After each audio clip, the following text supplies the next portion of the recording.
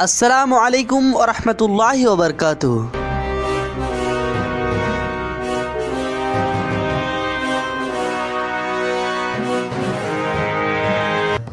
سانپ اور مور جنت میں رہتے تھے، مگر سانپ اور مور کو جنت سے کیوں نکالا گیا، اس کے بارے میں جانیں گے اس ویڈیو میں۔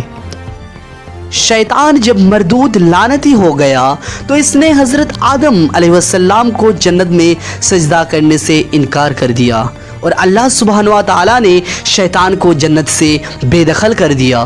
جنت میں کھانے پینے اور گھومنے پھرنے کو بہت کچھ تھا، لیکن تنہا اکیلے ہونے کے کارن حضرت آدم علیہ السلام اداس رہنے لگے۔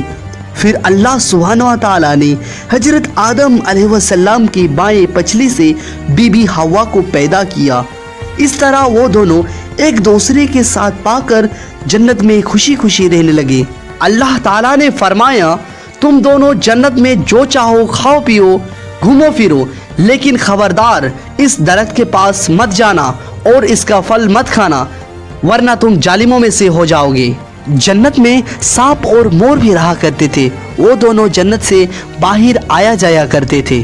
اس وقت سانپ کے پیر بھی ہوا کرتے تھے، اور سانپ کے منہ سے ابرک کی بہت اچھی خوشبو بھی آتی تھی، اور مور جتنا ابھی خوبصورت ہے وہ اس سے بھی کئی زیادہ اس وقت خوبصورت تھا جب وہ جنت میں تھا، اور مور کے پیر بھی اس وقت بہت ہی زیادہ خوبصورت تھے۔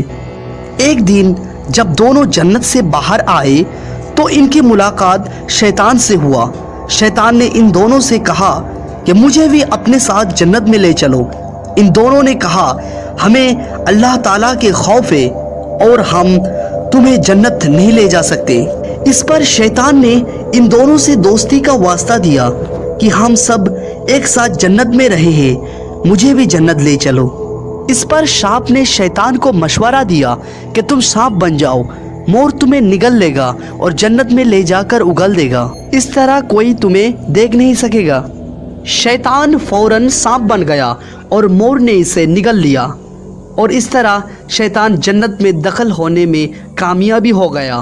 شیطان نے جنت میں حضرت آدم علیہ السلام اور بی بی حوا سے ملاقات کیا اور کہا، میں تمہارا دوست ہوں، تم نے جنت میں ابھی تک اس درخت کا پھل کیوں نہیں کھایا؟ اس پر دونوں نے بولا، اللہ پاک نے ہمیں اس درخت سے دور رہنے کو کہا ہے اور اس کا پھل کھانے سے سخت منع فرمایا ہے، اس لیے ہم نے وہ پھل ابھی تک نہیں کھایا اور نہیں کھائیں گے۔ جب حضرت آدم علیہ السلام سو گئے تو شیطان بی بی حوا کے پاس آیا اور اسے بہکانے لگی اور کہا کہ اللہ تعالیٰ نے تمہیں وہ پھل اس لیے کھانے سے منع کیا ہے، کہیں وہ پھل کھانے کے بعد تم فرشتہ نہ بن جاؤ اور ہمیشہ کے لیے جنت میں ہی نہ رہنے لگو۔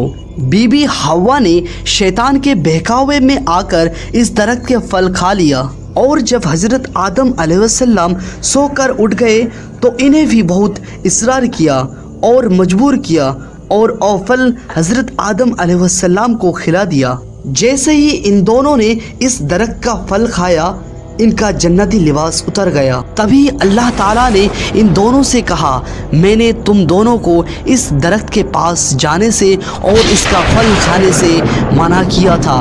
اللہ تعالیٰ نے حضرت آدم علیہ السلام اور بی بی حوا کو جنت سے نکل کر زمین پر بھیج دیا، اور ان سے کہا کہ زمین پر ایک خاص وقت تک تمہارا ٹھکانہ ہے اور تم زمین پر ہی رہو گے۔ اللہ تعالیٰ نے شیطان کو جنت میں لانے کے لیے مور کی خوبصورتی چھین لی۔ جس پیر سے شیطان کو جنت میں لایا، اللہ تعالیٰ نے مور کی وہ پیر بدصورت بنا دیا۔